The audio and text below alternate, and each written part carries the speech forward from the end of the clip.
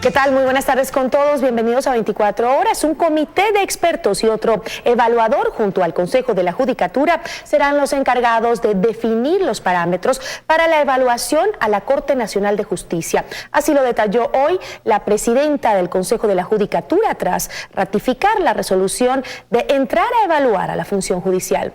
Con este tema empezamos. Los jueces de la Corte Nacional de Justicia podrán ser destituidos por una mala evaluación cualitativa y cuantitativa o por problemas de legitimidad y transparencia dentro del proceso de evaluación que emprenderá el Consejo de la Judicatura, que se apoyará en la academia para establecer los parámetros de evaluación. Por mandato constitucional y legal tenemos que entrar a ver la calidad de los fallos. El puntaje de la evaluación es 100 puntos y quienes no lleguen a los 80 puntos como mínimo, quienes no alcancen los límites establecidos, serán removidos. Esto establece la resolución que adoptó el Consejo de la Judicatura la semana pasada y el reglamento en el que se determinen específicamente los parámetros para la evaluación de los jueces de la Corte Nacional de Justicia se emitirá con el apoyo del Comité Evaluador, que entre otras cosas aportará con la metodología. El Comité de Expertos nos dé los parámetros metodológicos. Tendremos que conformar el comité evaluador. Previo a todo este proceso tendrá que conformarse la veeduría. Hay también una etapa de impugnación. Sin embargo, la presidenta de la Corte Nacional de Justicia se mantiene renuente a que la evaluación de los jueces nacionales pueda implicar la destitución de sus cargos. El objetivo de la evaluación que está previsto en el artículo 87 del Código Orgánico de la Función Judicial se refiere para mejorar el servicio del funcionario, y quien no pasa la evaluación en la carrera judicial tiene, no estoy muy clara, son 2 o 3 meses para recuperarse y realizar una nueva evaluación, de modo que no sé cómo se vaya a actuar respecto de la evaluación de la Corte Nacional de Justicia. Según la presidenta del Consejo de la Judicatura, ya tienen el compromiso de algunas universidades para participar en la evaluación y dependerá del trabajo del Comité de Expertos por un lado y del Comité Evaluador por otro, la agilidad que pueda tener el proceso de evaluación. En Quito, Freddy Paredes, 24 horas.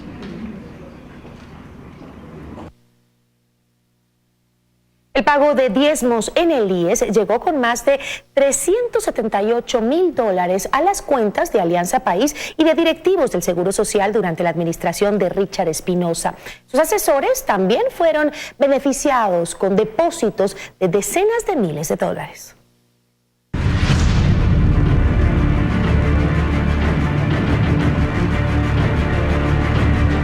Los descuentos llegaron por nómina para 533 funcionarios del IES, que según la Contraloría no autorizaron ceder parte de su sueldo como aporte a los llamados soldados de la Revolución Ciudadana, movimiento Cambio Generacional, liderado entre otros personajes por Richard Espinosa, para entonces titular del IES. Previo al descuento de estos diezmos, ya se habían hecho las transferencias, se hacían las transferencias a determinadas cuentas y después se ordenaba que se hagan los descuentos a los funcionarios para cubrir a cambio lo que ya se había depositado. Esto es un delito. 24 horas indagó cada una de las transacciones reportadas en el informe de Contraloría y entre los beneficiarios de más de $360,000 están el movimiento político de Richard Espinosa y sus asesores. ¿Quién les pidió la colaboración? Recursos. La colaboración, cada miembro, cada servidor que quiso colaborar con el proceso hizo y firmó su carta de autorización. Pero esas firmas no aparecen.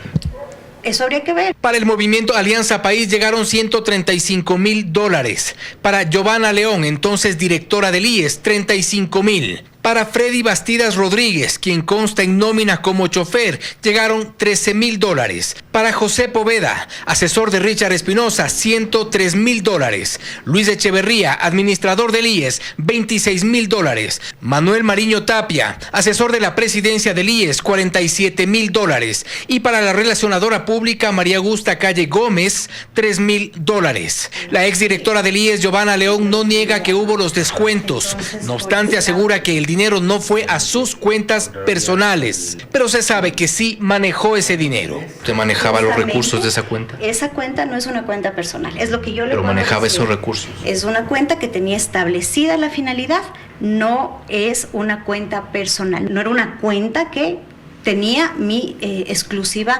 disposición o autorización. No es mi cuenta personal, es una cuenta que... ¿Tenía usted firma autorizada ahí?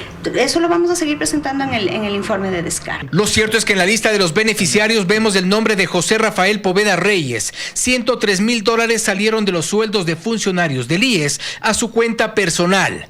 Fue un hombre de confianza de Richard Espinosa desde el Ministerio de Relaciones Laborales y lo acompañó hasta el Seguro Social. Lo cierto es que sin siquiera guardar las formas, Luis Echeverría, tesorero del movimiento Cambio Generacional, vinculado a Alianza País, notificó en febrero del 2018 al director financiero del IES el número de cuenta en la que se debía depositar el dinero. Luis Echeverría fue el administrador del IES presidido por Richard Espinosa, a la vez firma como tesorero del movimiento Cambio Generacional y es quien pide que el dinero pase a sus cuentas. Nuevamente, de los descuentos a los trabajadores. Un señor Urbano autorizaba el gasto. Un señor Cárdenas autorizaba el pago. Ilegalmente, el autorizador de pago continúa en las mismas funciones. Tratamos de concretar una entrevista con el resto de los beneficiarios del llamado diezmo descontado a trabajadores del IES, pero o no respondieron o no aceptaron dar su versión sobre el tema. En siguientes emisiones abordaremos otros casos de personajes que recibieron algunos miles de dólares del salario supuestamente inembargable de los trabajadores. En Quito, Fausto Yepes, 24 horas.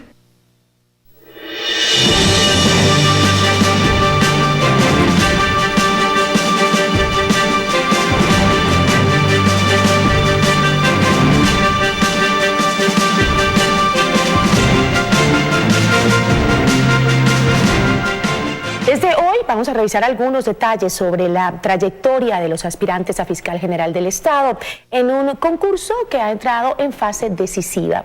En esta ocasión conoceremos a quién es el candidato Javier Bosques Villena. Está reconocido en muchos casos. Asegura que su experiencia en la Fiscalía le ha dado herramientas para poder entrar entre los mejor puntuados en este concurso para fiscal. Fue la mejor nota del examen escrito, obtuvo 15 sobre 20 y reconoce que fue complicado. Estaba complicado y esa es la razón, por eso es que ahí algo pasó, claro, algo pasó. Es Javier Bosques Villena, nacido en San Miguel de Bolívar, graduado en la Universidad Central de Quito y quien lleva 13 años de ejercicio profesional, 16 años en la función judicial. Es magíster en Derecho Procesal Penal y especializado en litigación oral. Su puntaje preliminar en este concurso le da 59.93 puntos. Es ahora fiscal de la Unidad de Delitos contra la Fe Pública y desde ahí ha manejado casos de falsificaciones, estafas masivas y otros en los que dice ha logrado importantes sentencias. Hoy cree que de llegar a la Fiscalía General hay mucho por cambiar. No más intromisiones, no más contaminaciones de la política en la justicia. El abogado, mientras más político es, se convierte en menos abogado. Niega vinculación política alguna. No obstante, en sus redes sociales comparte con frecuencia las publicaciones del Grupo Estrategia Ecuador, con clara afinidad a campañas de la Revolución Ciudadana. Asegura que no han pasado por sus manos los llamados casos emblemáticos que involucran a exfuncionarios del gobierno de Correa, pero cree que de ser así, su manejo sería técnico. Trabajar en la Fiscalía o de ejercer la acción pública es muy delicada y por eso tenemos que ser muy profesionales, muy técnicos, conocedores del derecho penal. El reto es asumir una fiscalía con serios problemas de imagen, una fiscalía que durante años ha sido relacionada con la política y vinculada con el poder. En Quito, Fausto Yepes, 24 horas. Seguimos informando en 24 horas. Se declara la moratoria para la comercialización del suero de leche durante los próximos 6 meses, tras un acuerdo firmado por el gobierno y los representantes del sector. Para conocer más detalles, tomamos contacto con María Gracia Acosta desde el Palacio de Gobierno. ¿Qué tal, María Gracia? ¿Cómo estás? Cuéntanos, por favor. Gracias, ¿cómo están? Muy buenas tardes. Hace minutos en el Salón Azul del Palacio, el Gobierno Nacional firmó un acuerdo interministerial y también con productores y ganaderos para suspender la comercialización del suero de leche para incrementar el consumo de este producto. Esta moratoria durará 6 meses. Esta tiene una parte técnica que explicaron los representantes de los ministerios. Hay una moratoria del uso del suero durante 6 meses. Solo se permitirá únicamente el autoconsumo. Y es decir, se prohíbe la movilización del uso del suero sin tinturar, y el que se podrá movilizar sería el que vaya a las industrias para hacer suero en polvo. En términos generales, esto es un tiempo de mucho análisis. Mantendremos con todo el sector la revisión, porque no es solo una salida para todo el sector. Y luchar férreamente para que los productos que son elaborados con suero estén claramente marcados y que sean determinados como producto de suero. La firma de este acuerdo tuvo lugar después de una marcha que protagonizaron los representantes del sector lechero que vinieron al Palacio de Gobierno desde el Arbolito. Aquí desde el balcón del Palacio se dirigió a ellos el presidente de la República. No vamos a abandonarles nunca. Los acuerdos se van a cumplir a rajatabla, porque para eso sirven los grandes acuerdos nacionales. Vamos a protegerlos. Vamos a proteger su producción, vamos a generar cadenas de producción para que todos los ecuatorianos tengan acceso a los nutritivos y sabrosísimos productos que ustedes generan. Tras este encuentro aseguraron que buscan fortalecer e incrementar el diálogo y las relaciones. Este es el informe desde el Palacio de Carondelet. Siguen ustedes con más en Estudios. Una buena tarde. Igual para ti, gracias. Una muy buena tarde. Detectar excesos y establecer sanciones en caso de darse son tareas del Consejo Nacional Electoral, por lo cual su presidenta firmó con la Unidad de Análisis Financiero UAFE un convenio para prevenir y detectar el uso de recursos ilícitos en el financiamiento de campañas electorales. Tanto la UAFE como el CNE se comprometieron a trabajar mancomunadamente en la detección de dinero ilícito en las campañas electorales. Esta cooperación institucional tendrá una duración de 3 años. Es un proceso que será permanente de todos los días. Se realizarán las investigaciones en cuanto existan sospechas que sean enviadas por el Consejo Nacional Electoral a la Unidad de Análisis Financiero y Económico, y esta, al ser una unidad de inteligencia financiera, realizará el reporte pertinente.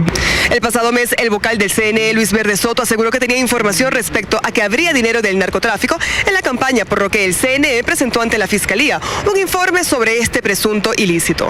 La Fiscalía General del Estado tiene previsto ya, en acuerdo con nosotros, un convenio en el que se establecen las modalidades, cómo se procesará esa información. Tenemos que investigar y esclarecer el uso de estos recursos, con el propósito de crear un precedente para investigar y esclarecer el uso de estos recursos en procesos electorales. El CNE creará un link en la página web institucional para que la ciudadanía pueda hacer las denuncias de forma anónima.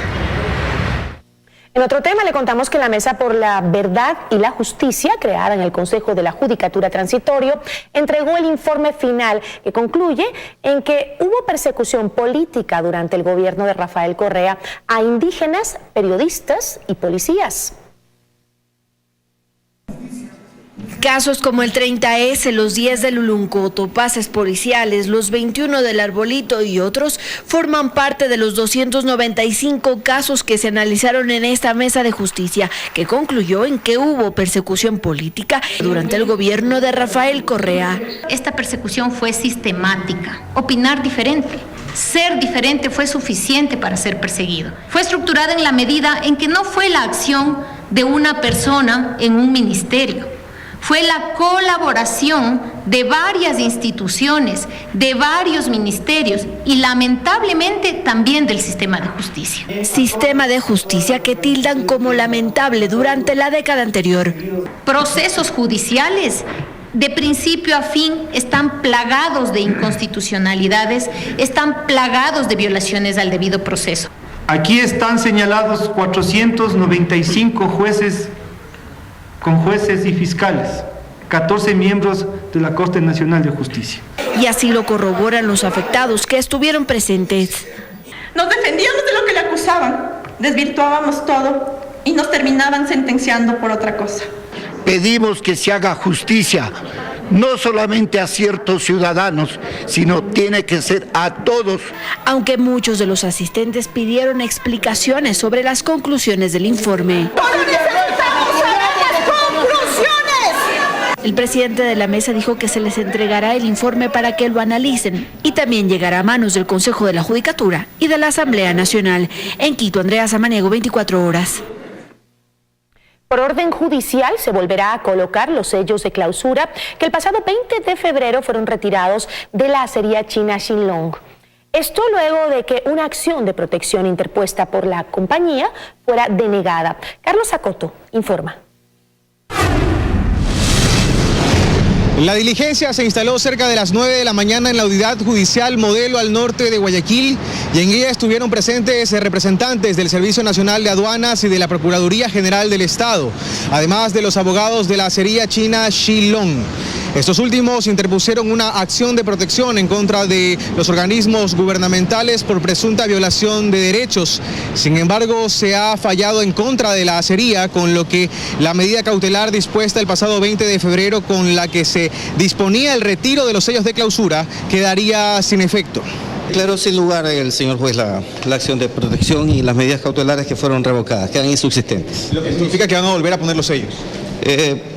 Hay que esperar que el señor juez publique la sentencia por escrito, seguramente que sí. El gobierno dijo efectivamente eso, 30 millones de dólares. Inclusive se manifestaba que las maquinarias que tiene la compañía fueron ingresadas al país mediante contrabando. Hemos presentado ya la nueva documentación con las facturas que acreditan la adquisición de las mercancías para la compañía Acería Xinlong. Esta empresa de capitales chinos fue allanada y clausurada por presunta defraudación tributaria y aduanera, además testaferrismo, lavado de activos, precarización laboral, asociación ilícita, entre otras denuncias que actualmente son investigadas por la Fiscalía General del Estado. Y según dijeron autoridades de gobierno, el pasado 8 de enero también estaría vinculada a presuntos negocios relacionados con el ex vicepresidente Jorge Glass, su tío Ricardo Rivera y el empresario Tomislav Topic.